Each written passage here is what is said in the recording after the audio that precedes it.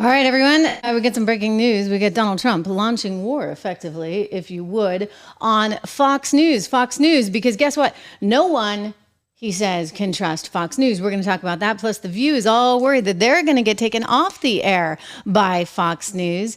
You really think that one's going to happen? I'm not so sure about that. And meanwhile, we got to talk about these new talking points from the left, right? Because it's like every single has been is all about that. But first of all, I want to welcome you to the Trish Regan Show. It's really, really good to have you here. Make sure, if you haven't already, make sure you subscribe.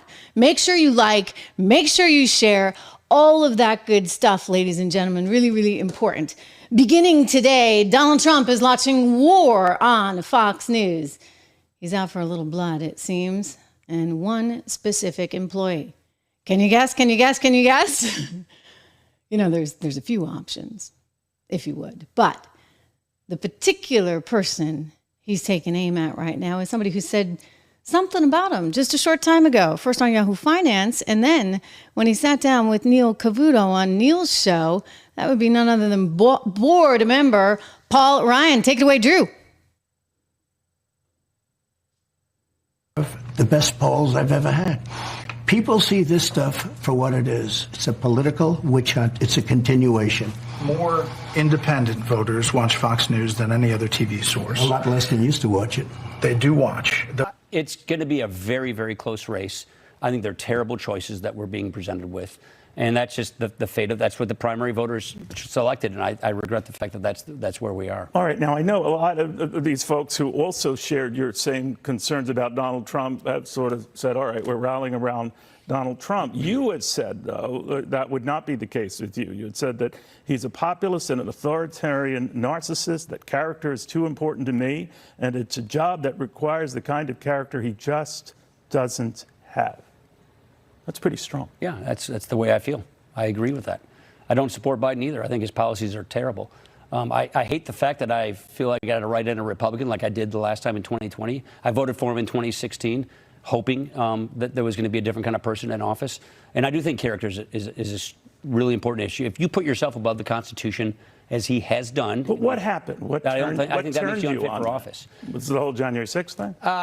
That's a part of it. I think it's a contribution of factors, but I think it really is just character at the end of the day. And the fact that if you're willing to put yourself above the Constitution, an oath you swear when you take office, in federal office, whether it's president or a member of Congress, you swear an oath to the Constitution.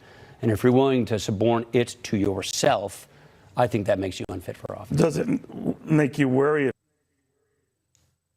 All right, Paul Ryan. Listen, buddy, it's interesting to me how he just made the point, if you would, that there's a lot of different reasons, right? It's not just J6. There's like a lot of different reasons why he doesn't like. Let me just say this. Like, he's never liked Trump, right? Like, he's never, ever liked Trump. I mean, he was Mitt Romney's guy, right? He's a different kind of Republican, if you would. So he was never, it doesn't matter like what happened. He was going to find a way not to support him.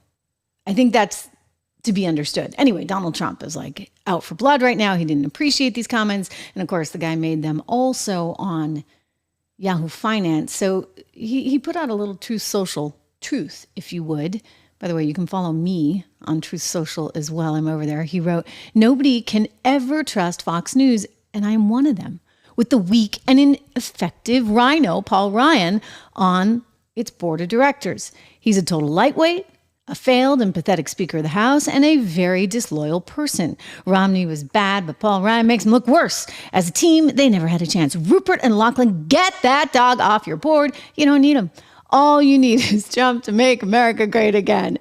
Okay, well, you know what? It's kind of a slow news cycle, I suspect. And because it's such a slow news cycle, he's interjecting himself a little bit in there with a big dig. I mean, like, why today, right? Like, why today with Paul Ryan versus, say, last week? I mean, he did tweet a few things out during the Yahoo Finance thing, but for some reason he decided to go in hook, line, and sinker today.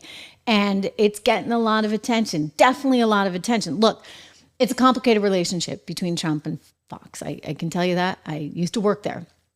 And I think because of that complicated scenario, it's never going to be really peaceful. They both have a lot of power. I mean, don't kid yourself. Fox News still has a ton of power. I realize there was that brief moment in time when Newsmax was killing them in the ratings, but Newsmax, while they're certainly making major strides, they haven't really been able to take on the big kahuna, which is Fox News. And Fox News works very, very hard behind the scenes to kind of stamp out any potential competitors coming along the way, like a Newsmax. And they also see, in my opinion, Donald Trump as a bit of a competitor as well. Because in the old days, you know what? Rupert had a lot of control over whoever was going to be the Republican nominee or Republican president of the United States of America. A lot of control. Because he owned Fox News and the New York Post and the Wall Street Journal. All right? It's kind of, uno dos tres right there. So because of that, ladies and gentlemen, he likes to be able to kind of maneuver and get his way when he wants his way. But you know what? He's not going to get his way with Trump. No, I mean, like Donald Trump is, certainly, he's nice to Rupert and everything. But when Rupert crosses him, he's not afraid to fire back. I mean, there was that little moment, remember, with Brett Maher, and they sat down and had an interview. I mean, Brett must have been psyched because Donald Trump hadn't really done many interviews with Brett, but they sat down and he let him have it on the ratings front. Let's take a look. The best polls I've ever had. People see this stuff for what it is. It's a political witch hunt. It's a continuation. More independent voters watch Fox News than any other TV source. A lot less than used to watch it. They do watch. Those voters But a lot less, Brett. they usually make up. It was like, boo, boo, boo, boo, boo, boo, boo. Brett said that because he wants to point out, you know what? We got independents over here. We're not just all right-wing crazies. We got independents. That was like a marketing tool, right? More independents watch Fox News than any other news source. That's like what they put out in their sales brochure. And Donald Trump didn't let him do it. Didn't let him do it. He's like, yep, they may be used to, but that's not happening anymore. Look, a lot of things have happened. Like I said, I think Fox and management at Fox feels slightly competitive with Donald Trump. They're afraid of Donald Trump because he does yield a ton of power. And because of that power, it makes it a little dicier, a little scarier. They can't actually predict anything and everything that's coming down the pipeline from him. So given the volatility factor, given the unpredictability, they would rather have somebody that they know is going to do what they say. Ron DeSantis, great example. Nikki Haley, great example. I mean, these are people that will fall in line. Rupert, what do you want? Lachlan, what do you want? Okay, done. And Trump's like, well, is it good for me? Is it good for America? No, if it's not happening. That's very hard, I suspect, for the powers that be at Fox News to kind of manage, right? They're trying to manage Trump and they can't manage him. Nobody can manage him. So he's the wild card and they don't really like him. They don't. So I would say that Paul Ryan has just kind of secured his future, if you would. I mean, it's funny because there's this, darts coming in from all directions. The Murdochs are business people, right? Like, it's just business. Whoops. Okay. Oh, I'm so excited. I'm throwing my pens around. But it's just business. And Trump is not necessarily, I mean, at times he's really good for business, right? At times he really, really helps ratings and they love that. But keep in mind, they also get maybe a lower dollar amount for some of the programs that they have in their advertising because there's this, I mean, you see it with Twitter, right? Bob Iger, Disney's CEO, won't advertise on Twitter because it's viewed now as conservative.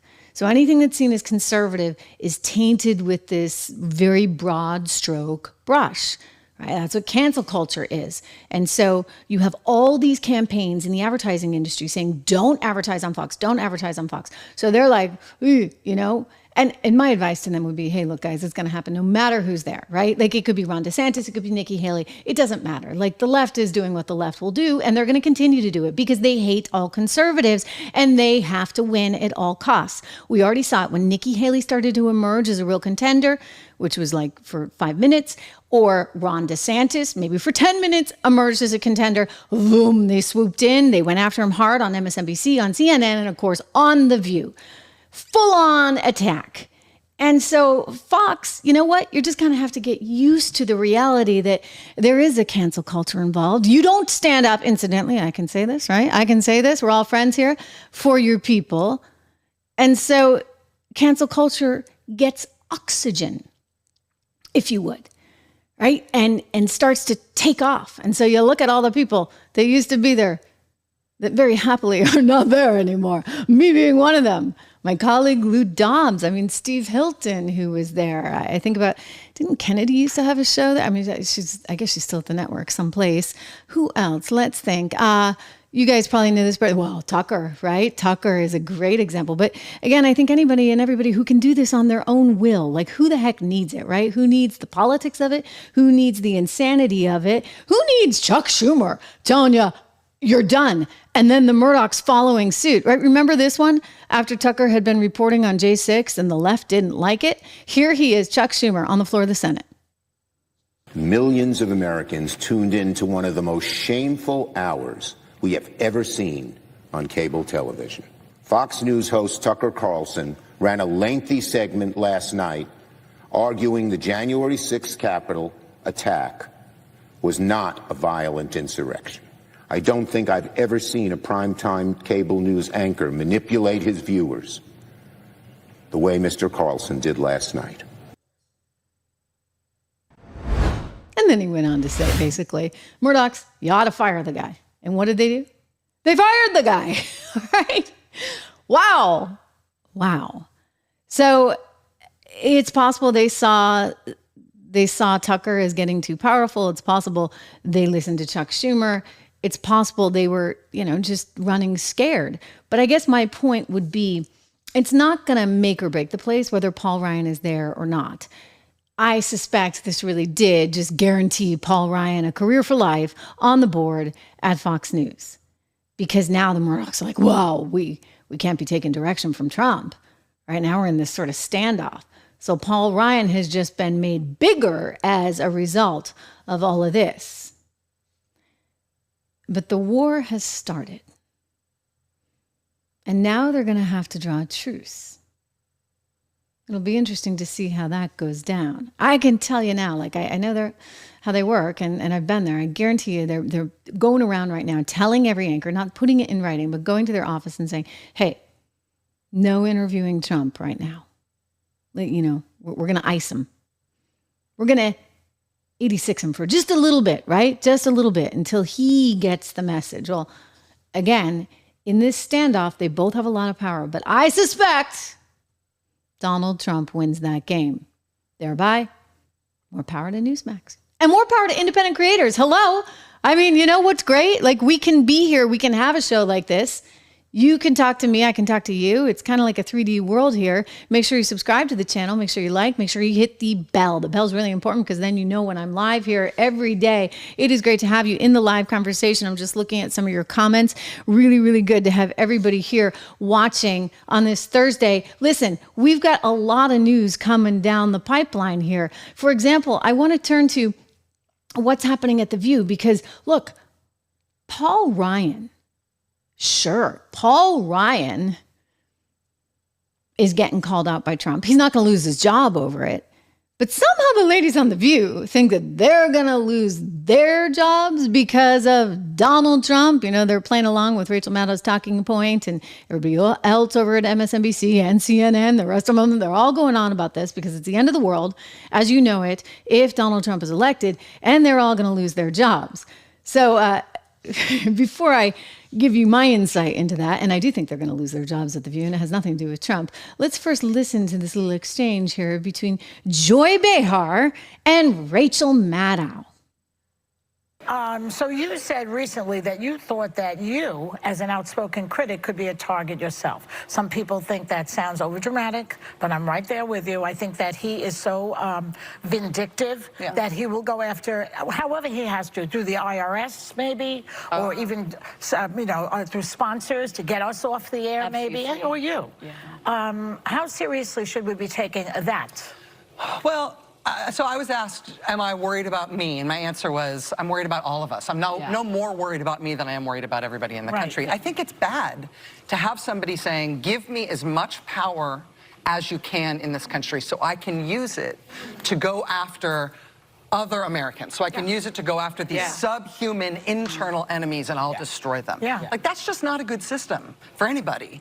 And I don't think anybody's safe if that's the sort of basis on which he wants to get more power. Well, remember when Nixon had an enemies list? That was a proud moment for a lot of people if they were on the enemies list. Maybe we need to turn it around like that.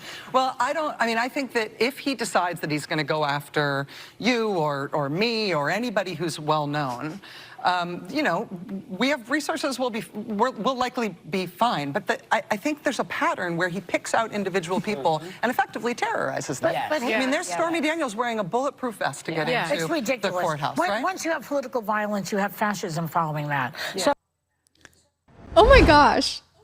Like, I just can't believe, like, I could watch that 50 times because I'm just amazed by all the twists and turns and the way they manipulate things. I mean, gaslighting on steroids, that's what they're doing right now, ladies and gentlemen. By the way, the last reporter I know about that actually had the administration breathing down his back was Matt Taibbi, who was actually kind of liberal and then got a little bit conservative because he saw what was going on over at Twitter with the State Department, Twittergate, if you would. And so on the day that he was supposed to testify about all of this stuff, what happens? Oh, the IRS shows up at his doorstep. Oh, just a coincidence, huh?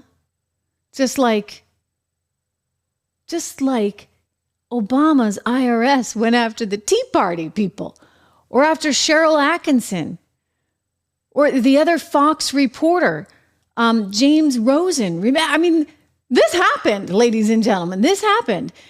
And it didn't happen under the Trump administration. It's happened under Biden, and it's happened under Obama. So that's where they're getting the ideas. They think he's going to come after them. No, don't flatter yourself, guys.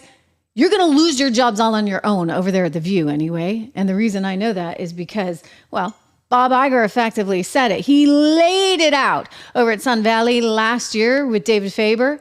Over on CNBC, he explained what he intended to do with ABC, and one has to know a little something about the media business and how this all works to be able to predict, as I'm predicting, that The View, as you know it, will no longer exist. Not in its current form. It's not going to pay those kind of salaries. It's not going to have the big giant studio audience. It's not going to have so much overhead. You know why? You can do it a heck of a lot cheaper these days. Media has changed. The View hasn't. Other than it's gotten really, really super annoying and overly political and depends on Trump. What are they going to do if he doesn't win, right? Well, Bob Iger spelled it all out. And joy, Whoopi, woo, bye-bye. He said it. Transformative work is dealing with businesses that are no-growth businesses and what to do about them, and particularly the linear business, which we are expansive in our thinking about, and we're going to look expansively about opportunities there because clearly it's a business that is going to continue to struggle. Well, let's stop there for a second then and let me ask you about it. We're talking, I guess, ABC, the network, the stations, but then the cable networks as well. Yes, correct. FX, Nat Geo. Is it possible you would look to sell them? We're going to be expansive. I think if you can interpret what that word means. You know. Okay. So David interpreted it as I'm interpreting it. That means we're going to sell them. We're going to be expansive in our thinking. We're selling them. And I happen to know through inside sources that they've been shopping ABC. So whoever comes in, private equity, Nexstar Communications, you name it, whoever comes in to buy this company, ABC, which includes ABC News, which produces The View, bye-bye, bye Whoopi, bye Joy, bye every big salary. It's going to change. It's going to change drastically.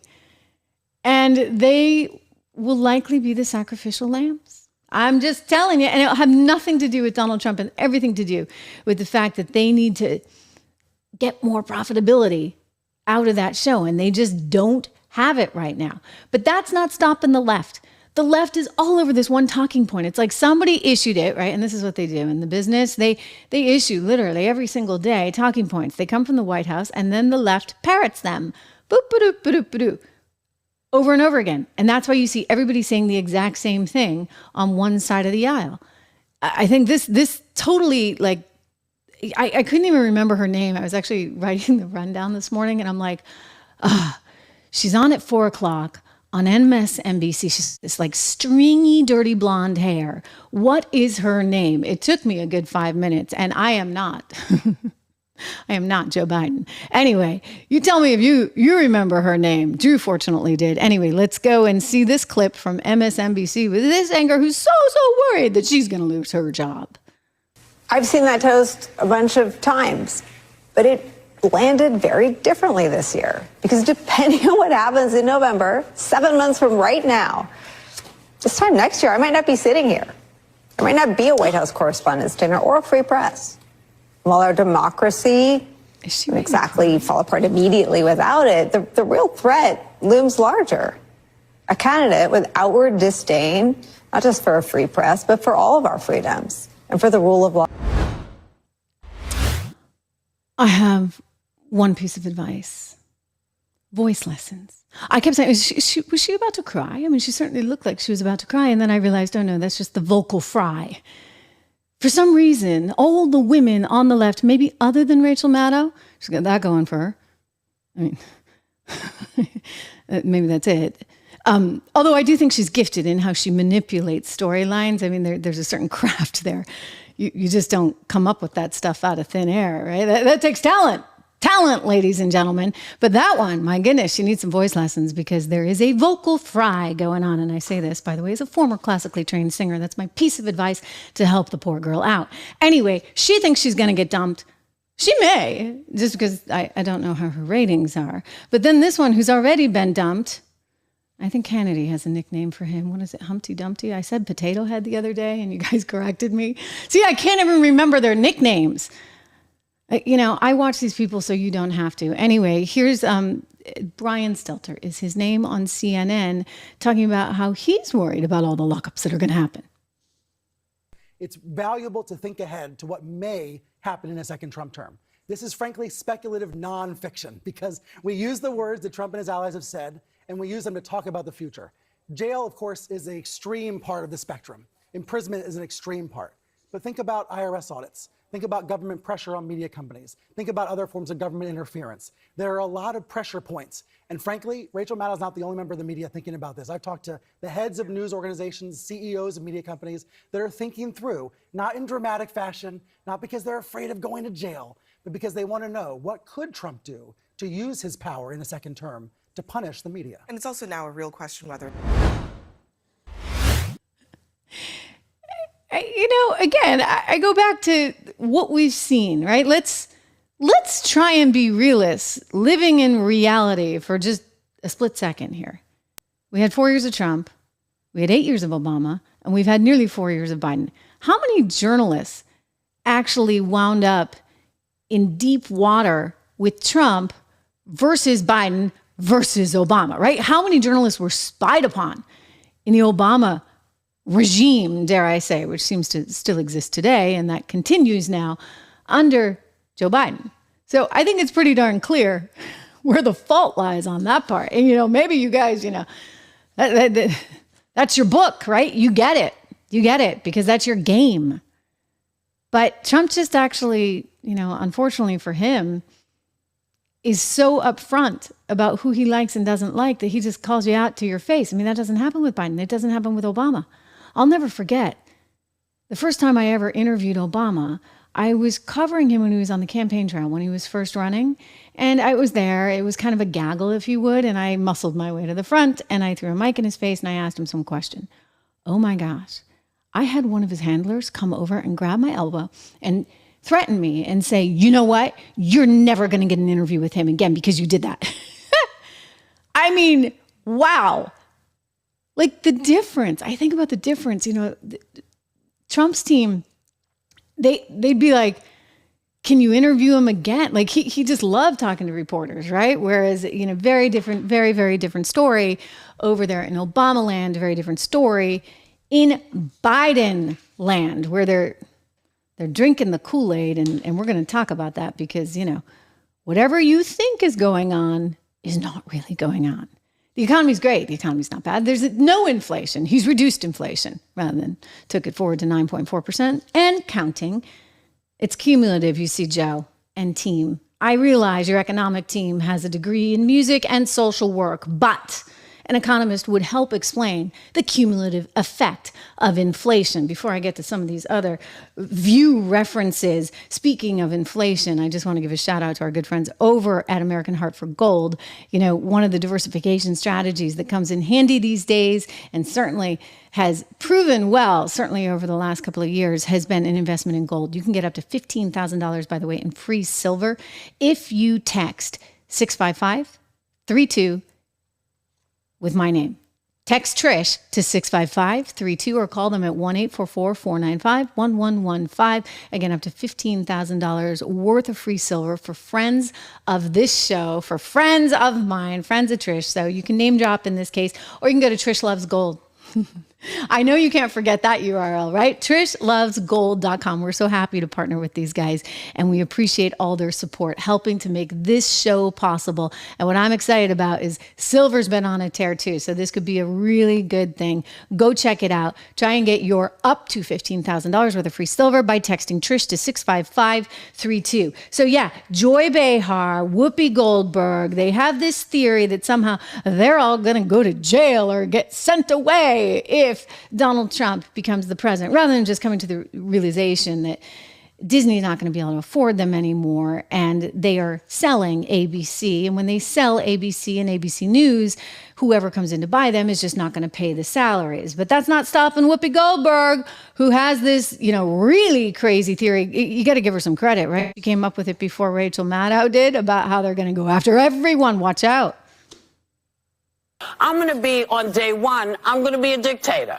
Who says it to you, tells you, I'm going to put you people away. I'm going to take all the journalists, I'm going to take all the gay folks, I'm going to move you all around and disappear you. If that's the country you want, you know who to vote for. If that's not the country you want, you have to make a decision.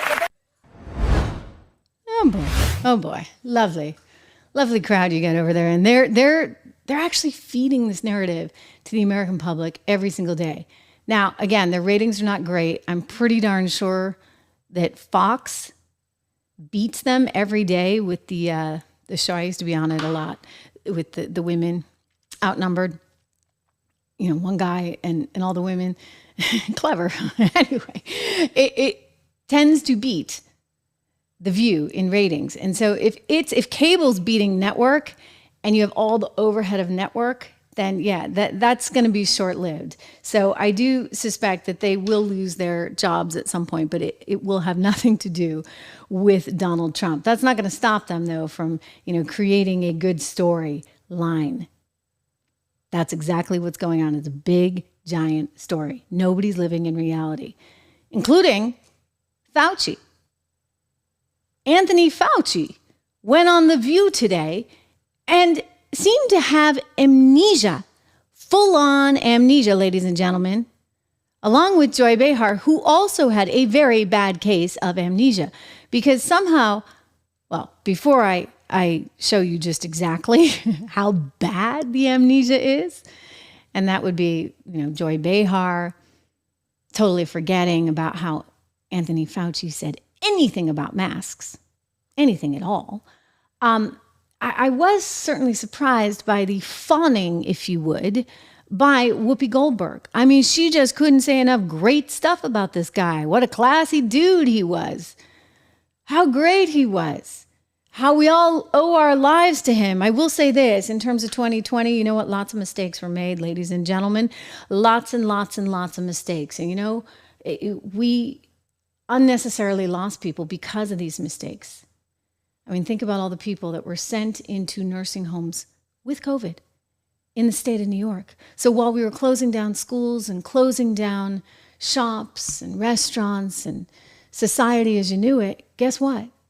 Andrew Cuomo was sending people with COVID into nursing homes, exposing the most vulnerable elderly people to the virus, while simultaneously shutting down the schools. So, the kids don't get to go to school. Teachers Union is happy. And yet, look what really transpired. And Anthony Fauci didn't do a darn thing about that, ladies and gentlemen. No. Anthony Fauci actually lied to us. Do you remember when he told John LaPook over on CBS News' 60 Minutes that you didn't need a mask? I mean, that is seared in my memory. Because eventually we had Anthony Fauci telling us not only did you need one mask, but two might come in handy. They've totally forgotten that on The View. That's the whole amnesia thing going on. We're going to show you that clip momentarily. Drew's going to signal to me when he's ready to show it to you, as well as when, Whoopi was just over the moon, rolling out the red carpet. For goodness sakes, girl. I mean, it's kind of nauseating. It's nauseating to see this. But this is exactly what went down. And it happened today on today's edition of The View. And I'm going to show you both of these. But I want to first tell you one important story. I was talking with somebody who works in the healthcare industry recently. And she was a nurse in the Brooklyn section of New York. And there was a young woman that came in February of 2020. And she had just come back from Italy. Her father was with her in his late 60s, and he went into the hospital with his daughter. She was there because she wanted a COVID test.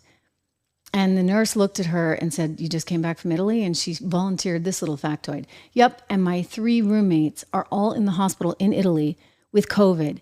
And I feel really stuffed up, and I'm really having a hard time breathing, and this, that, and the other." And she had a high fever, etc. So she had all the symptoms, if you would, of somebody who had COVID.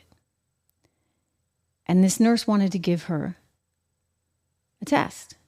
But at that time, the NIH was controlling every single test, and they only had so many tests, and it was a big, big deal when you gave out the tests. And you had to apparently call the NIH, and you had to get somebody to sign off on the actual test itself. A bureaucrat who knew nothing and was just checking a bunch of boxes. So she said to the young woman, "Give me a second. I'm going to go call the NIH." She calls the NIH, and the NIH said, "No, she can't get a test." And the nurse is like, "But wait a second, she's coming from Italy, for goodness sakes, and 3 of her roommates are all in the hospital with this. And she was just on a plane, exposing all those people, exposing her father, who was in a demographic that could be badly affected." And the NIH said, "No, we are only testing people that are coming from Asia right now." Wow, right? That is government gone wild. That is government on steroids. That is wrong. That is bureaucracy squared. Bureaucracy squared. And so when you watch The View, and we're going to show you this, when you watch The View and you see them do this layup, "Oh my gosh, Fauci, we love you, we love you, we love you." Think about what Fauci was doing. The control he had on everything. The refusal to bring any psychologists into the room. The refusal to bring any economists into the room. As I've said all along, you need a strong economy to fight that thing. What did they do? Oh, they printed money. They gave everybody money. They printed and printed some more. That was the solution. Closing down the economy. By the way, there are businesses that have never recovered from that. And then there are businesses that figured out that PPP program a little all too well, right? And benefited extraordinarily so.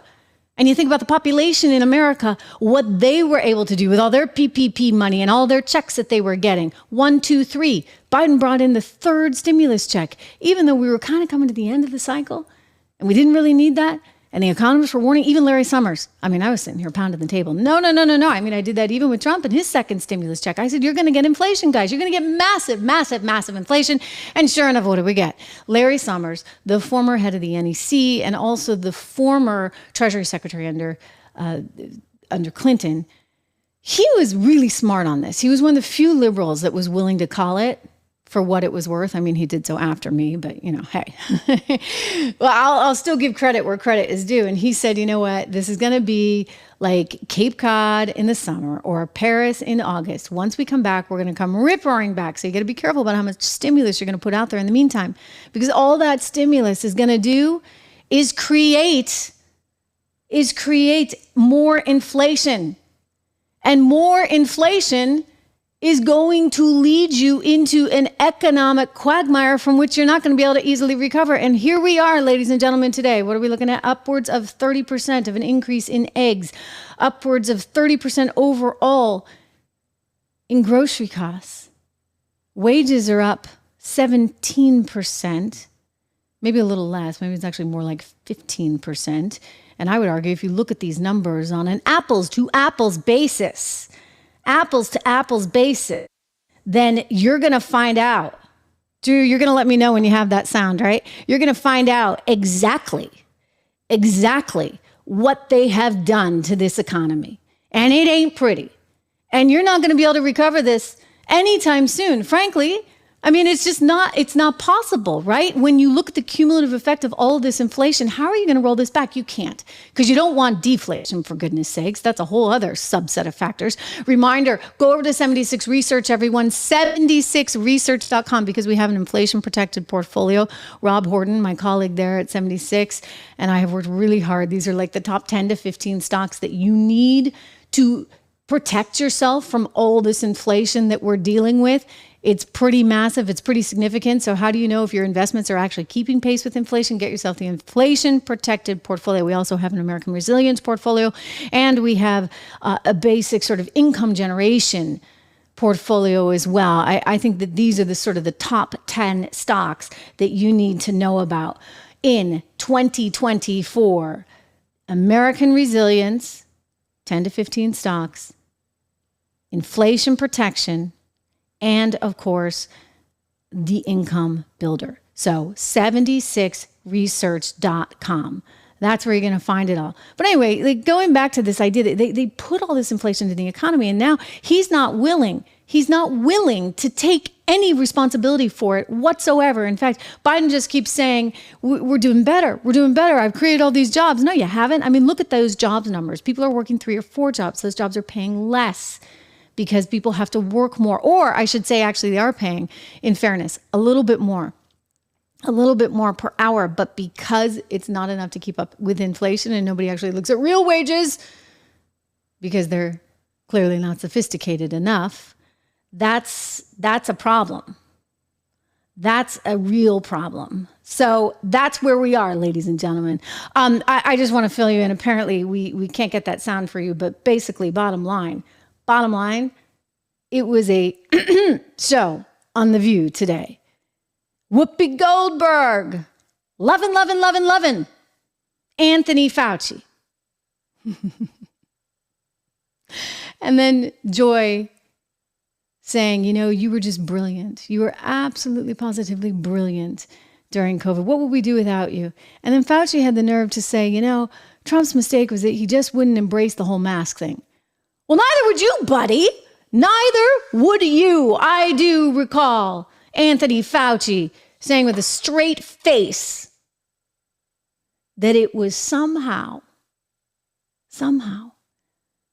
not worth wearing a mask. And then he told us, no, you got to wear 2. Go figure.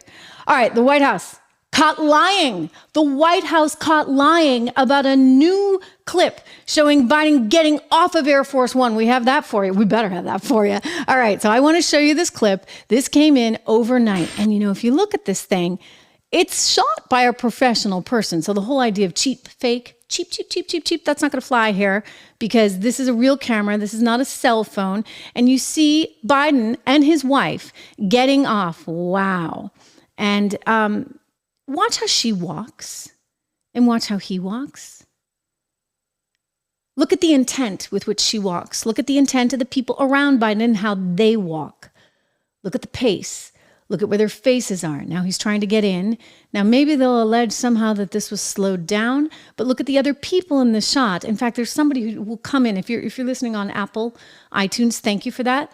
And make sure if you're not listening on Apple iTunes, I love it, but maybe loop this again if you would, Drew, because that guy in the front is really interesting to see.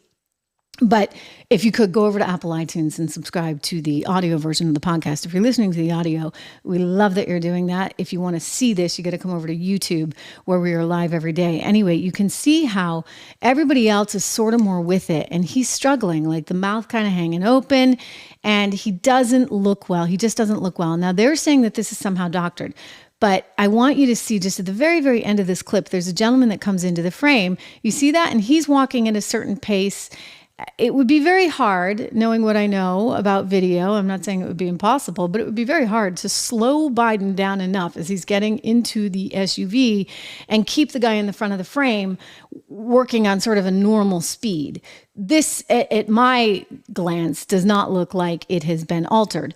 But in this crazy wackadoo universe in which we are now living, KJP, Karine Jean-Pierre, this might be her biggest claim to fame ever.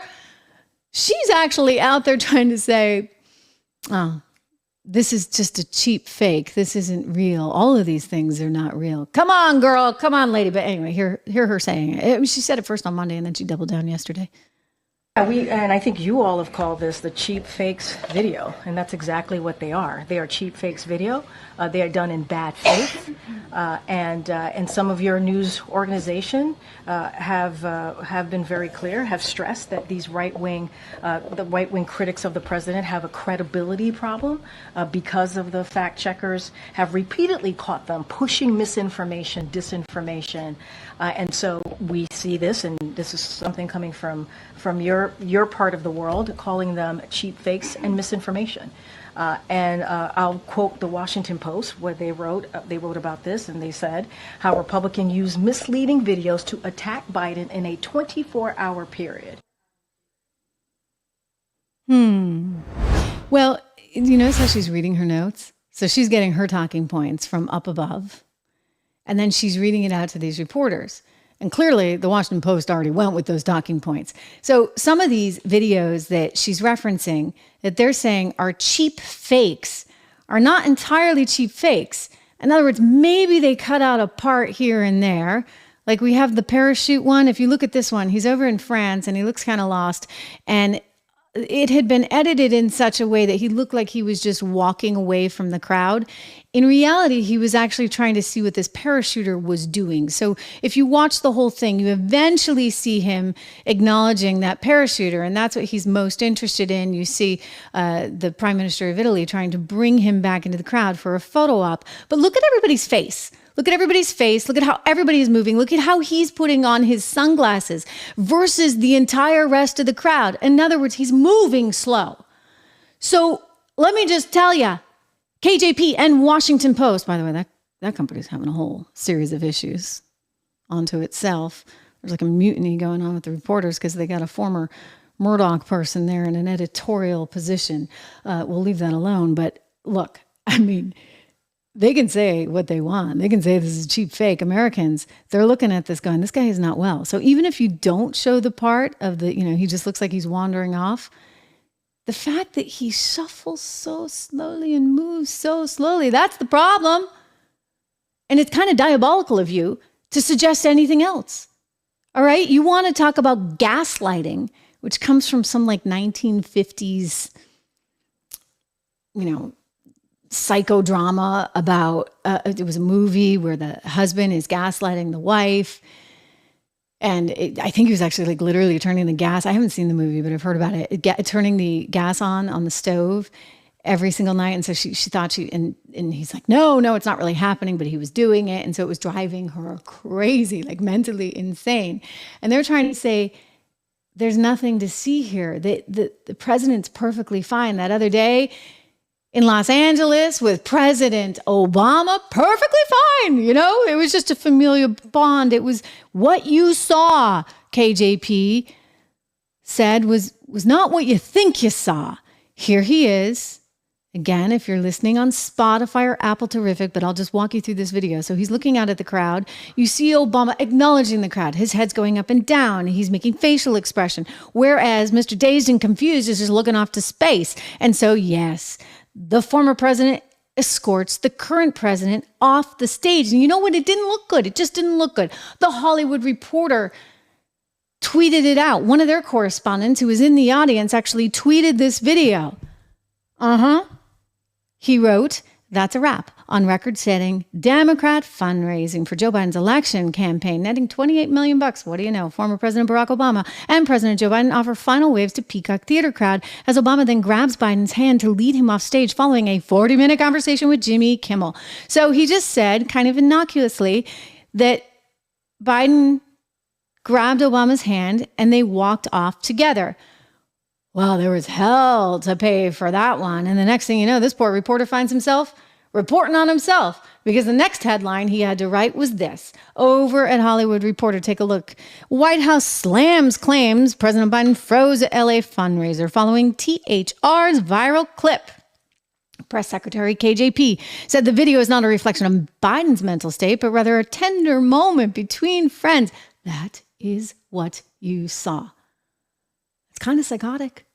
It's kind of. I mean, she's sitting there saying, you did not see what you think you saw. Well, one reporter in the press room kind of had it with her, and they went back and forth, followed by James Rosen, the guy that I was just talking about earlier. And he started asking some questions because, you know, by the way, he's seen this movie before. It was he who actually was spied upon by the Obama administration back when he was at Fox News during the Obama administration's tenure. So let's go to this clip.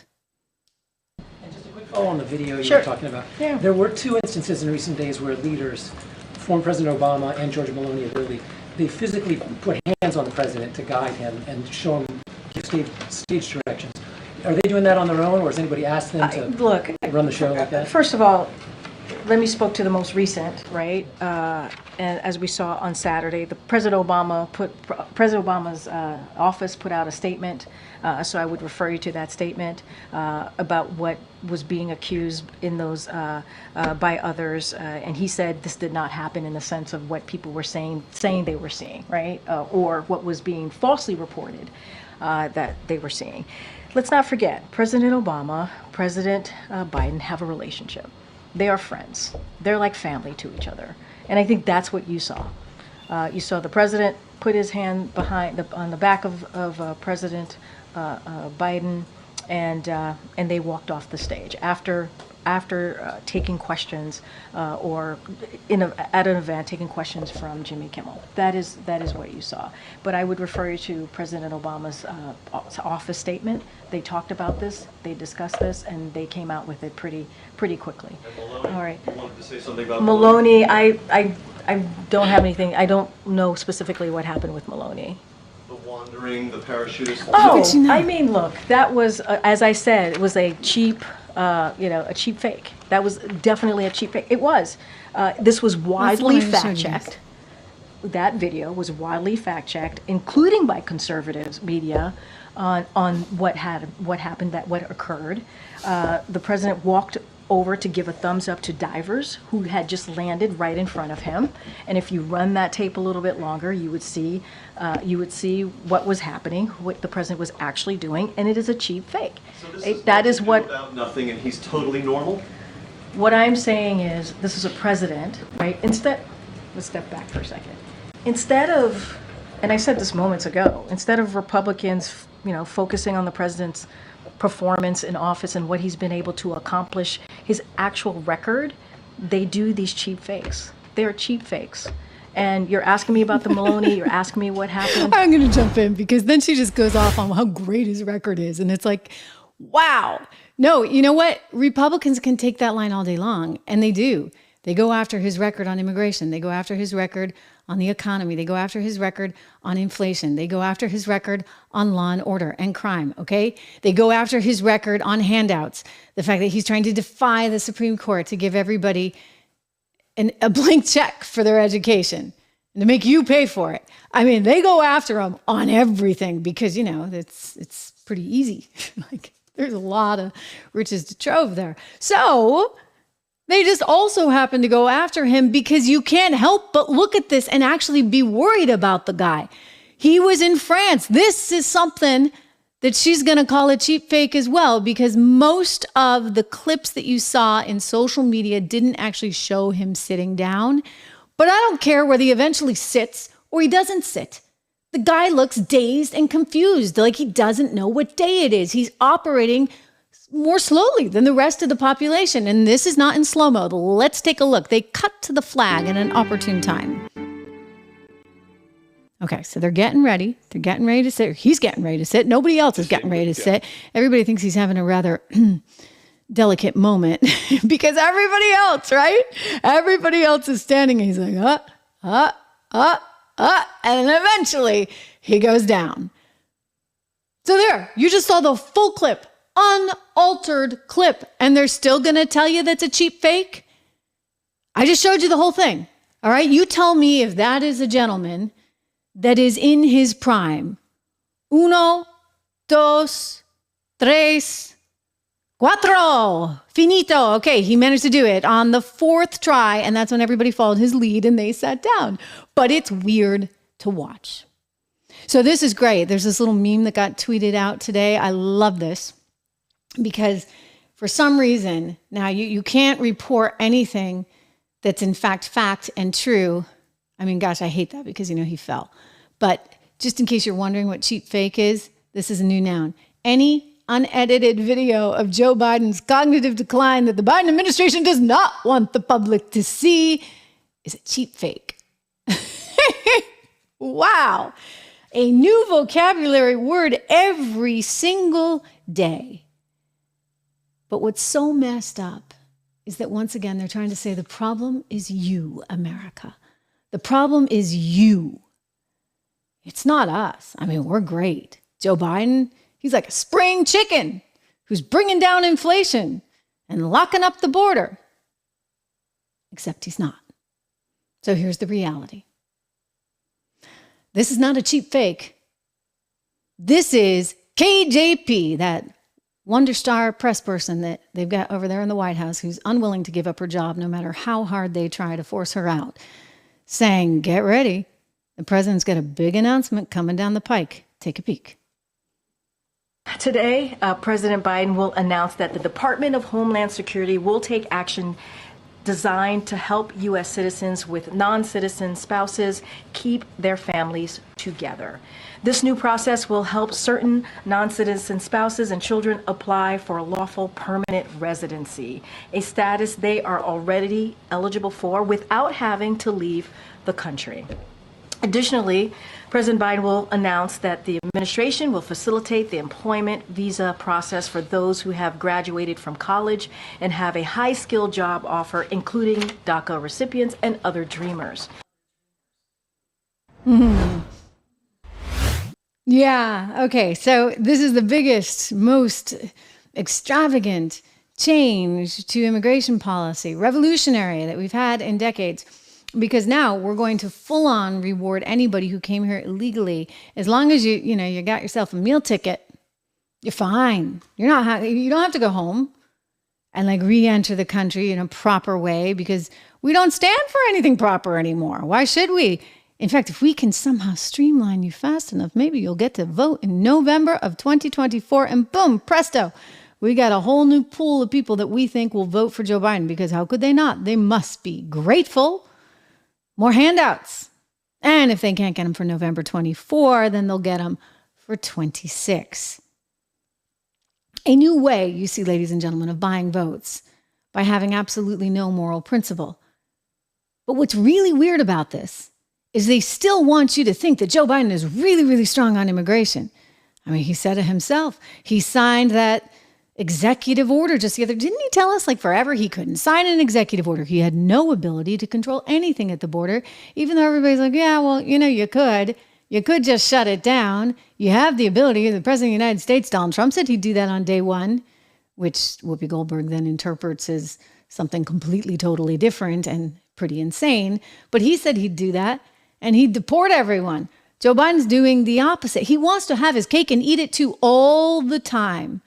And you better be thinking that he's the bomb or else. So here he is talking about his immigration plan. Every nation must secure its borders. It's that simple. And if Trump and the Republicans wouldn't do it, working with me, then I would do it on my own, and I did. Oh, he did it. He did it. He signed an immigration bill saying, guess what? You know what? On days when it's really, really busy and the border's getting too full, we're just going to shut it down. Well, who knew you could do that? I mean, it just took 3.5 years, right? It just took a record number of people coming here illegally, hopefully finding spouses so that you could then grandfather them in. I suspect that this is going to be some kind of battle.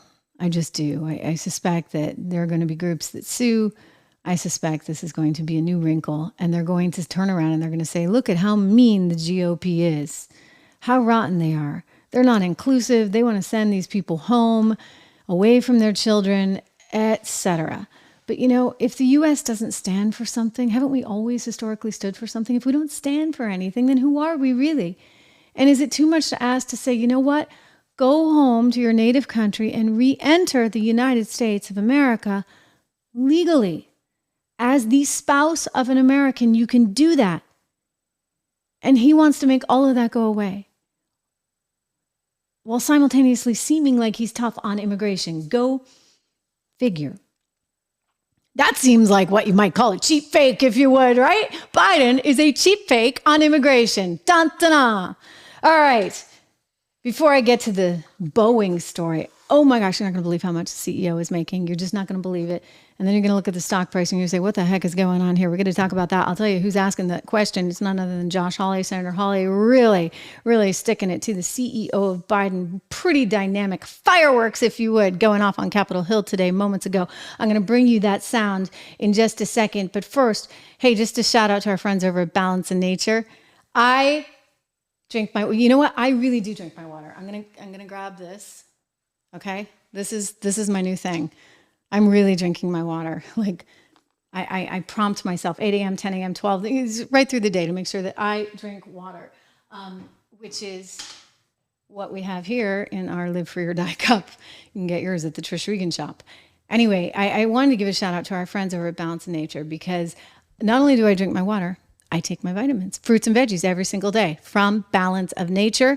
You can too. This is a really wonderful company with a wonderful product. I encourage you to go to balancenature.com, look at them, and if you're interested, and you should be, you can get a 35% discount plus a bonus supplement for their fiber and spice, and you can get an additional $10 off plus free shipping. I don't think you can beat that deal anywhere.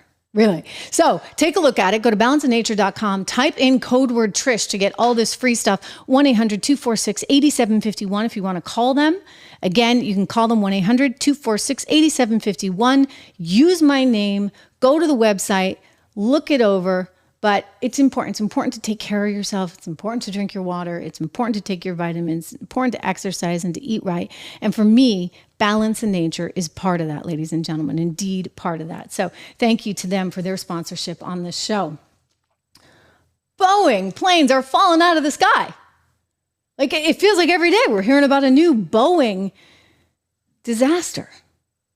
So why is the CEO making so much money? Take a look at the stock price. I mean, this thing keeps getting hammered, if you would.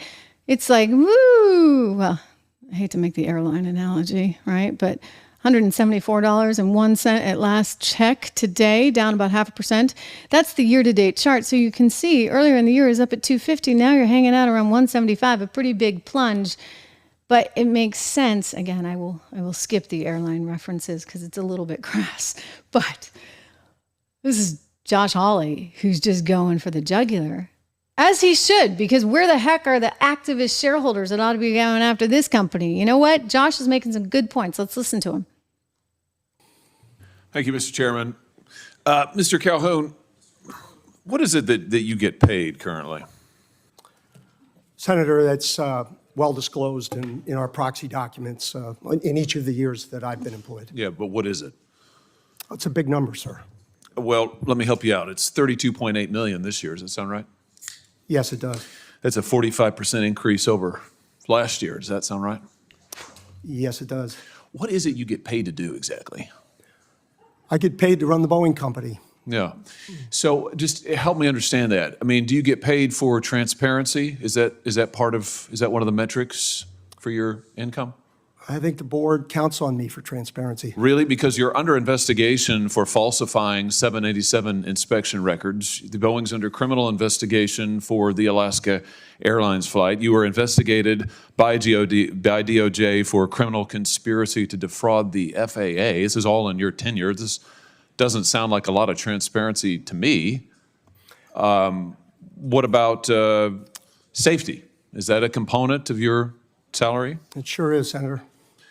You know, have you seen the reports that the subcontractor that you used to make that door piece that fell out of the sky, that when the FAA went and toured the facility, they found one door seal being lubricated with Dawn liquid dish soap and cleaned with a wet cheesecloth, and another was being checked with a hotel room key card? Does that sound like safety to you? This is great. I mean, he's just on a mission. And it's important that this happened. Look, I mean, hey, where's Elizabeth Warren when you need her? It's interesting to see a Republican doing this because so often Republicans are painted with the brush of just being big business, big business, big business. And Josh Hawley is proving that they can look out for the little guy too. By the way, you know who's doing a really good job looking out for the little guy? Our friends are at AFP, Americans for Prosperity. I just want to plug them for a minute because they're working hard to make sure that you've got better policy there in Washington, D.C., and that your lawmakers are educated, right? And that the lobbyists understand just exactly what's at stake. AmericansForProsperity.org, really, really, really terrific group. Again, AmericansForProsperity.org. Let's just put that up there, Drew, so people can see and maybe go over there, sign up for any emails I have. You will learn something. You really will, because they're smart people who have big, smart ideas on how to better manage the country and our future. So just a quick plug for all those great folks over there at Americans for Prosperity. But again, I think the GOP gets sort of tainted with this idea that somehow they're only for big business. But I think if you're a real capitalist, you're not just, concerned about business. You have to be concerned about business, right? You can't be like Disney and just say, well, we're going to go woke and we don't care, right?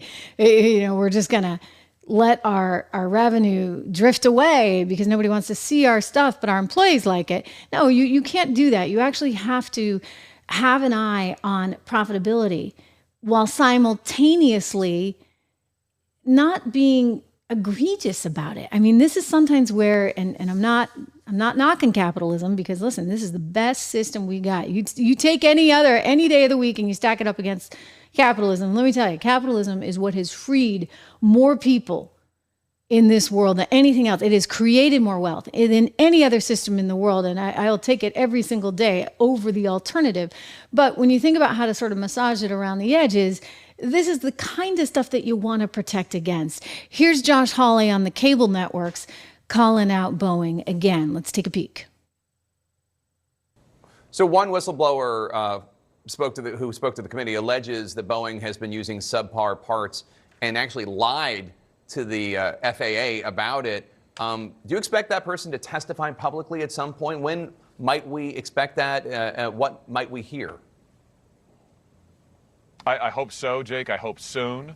And listen, if that testimony comes to be, it will be of a piece with testimony, public testimony we've already heard from engineers who say that the 787, the 777, and other Boeing components are not necessarily safe. Listen, we had a top quality engineer testify to us in April that he'd be very reluctant to get on a Boeing airplane right now because so many corners have been cut. And here's the thing. The deal with the guy like Calhoun, the CEO, is this. He's getting paid to do exactly what he is doing, which is to cut corners, to squeeze profits everywhere he can, to get his margins. And if that means that the planes are unsafe, hey, at least he's getting paid, right? That's what needs to change at Boeing. They don't have a culture problem with their employees. They've got a culture problem in the C-suite. And that's what needs to happen. That needs to change. Missouri Republicans. That's pretty brave of him and good of him and smart of him to have this line of attack.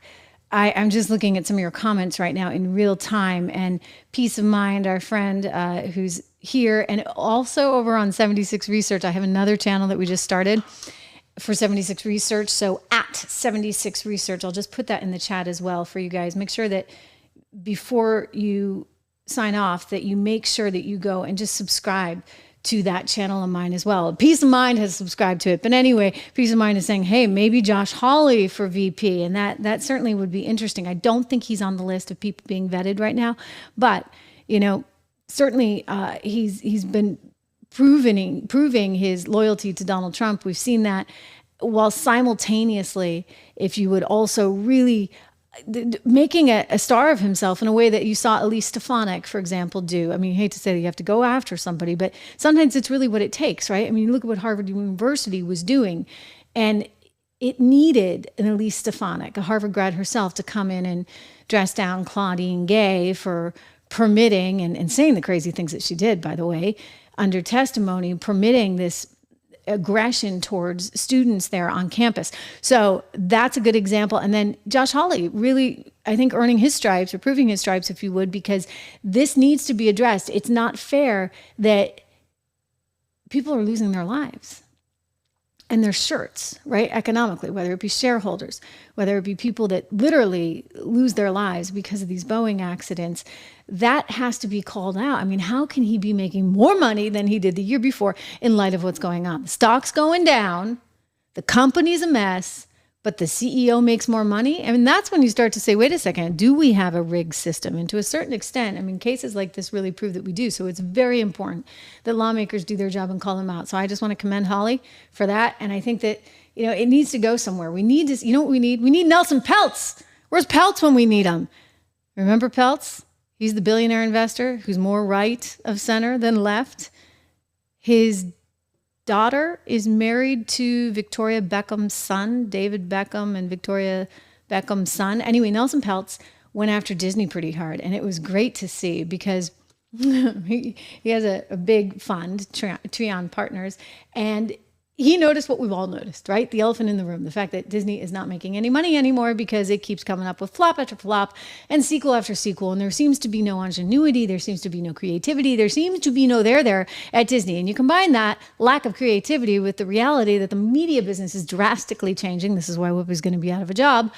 And you get a messed up scenario where the stock price, let's take a look at it today. Moments ago, we were watching it trading around $101 a share and change. Now, that's Disney today. Look at where it was. What was that? In January of 21, it was up around $200 a share. Now it's at 100. Nelson Peltz, smart guy, got in somewhere around $88 a share. And then he started agitating and he started making a lot of noise, and he ran a whole campaign to try and get some board seats. He ultimately lost.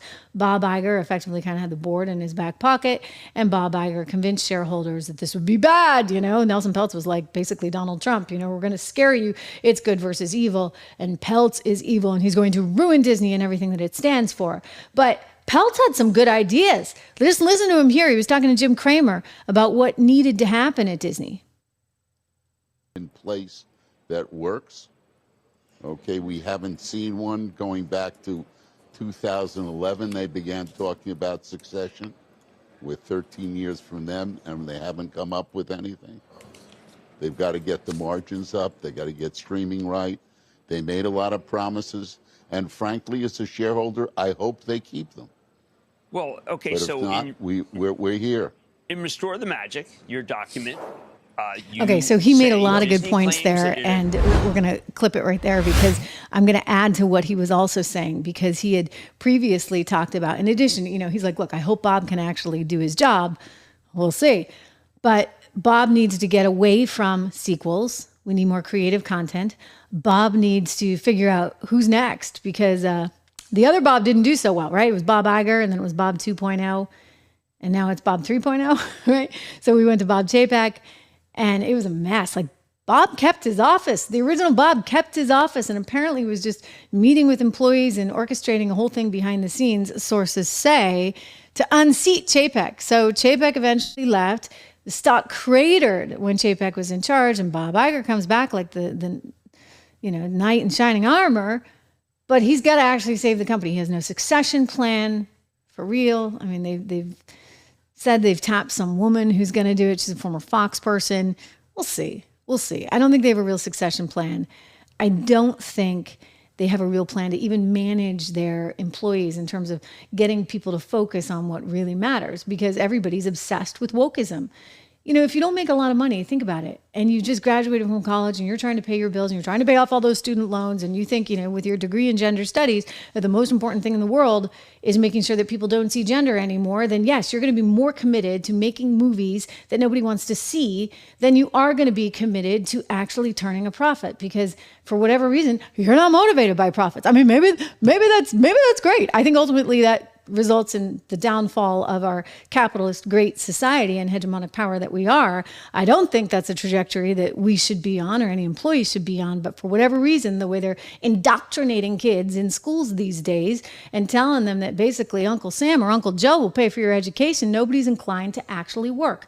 And so that is the problem we find ourselves in, and some of these woke companies find themselves in. Disney's one of them. It's actually a big part of why Rob and I started 76 Research, 76research.com. You know, I keep plugging this, but it's important. I actually think it's really important for you. I did this, you know, not because I saw a business opportunity, which I do, because I think that the research that you get as a consumer is pretty shoddy.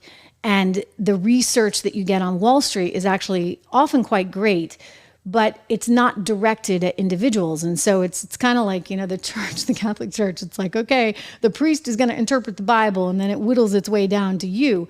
And by the time it gets to you, unfortunately, when it comes to Wall Street and the research you get on Wall Street, it's so convoluted and so tied to special interests, right? You know, this company has a stake in the IPO, so we need to pump this particular stock. Like what I wanted to try and do, and Rob and I had thought about, you know, he worked 20 some odd years on Wall Street as a stock picker, as a fund manager for, running over $1 billion.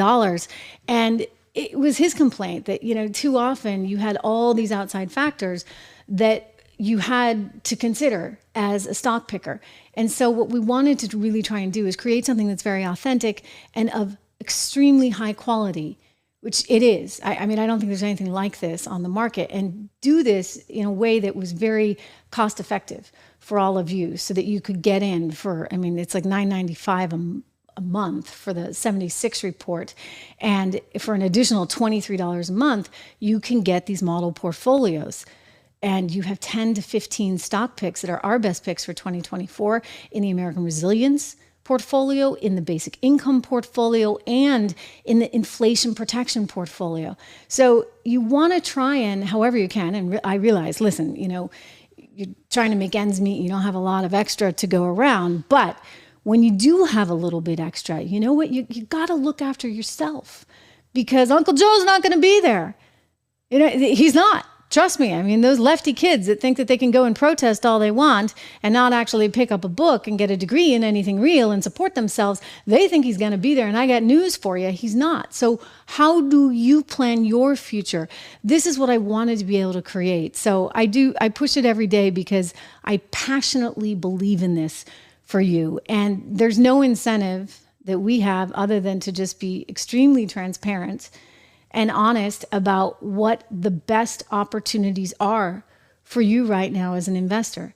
That's all we care about. And we're not like, you know, okay, buy this, buy that, sell this, sell that. It takes a lot for us to actually make these moves. So once we figure out our 10, 15, we do make changes.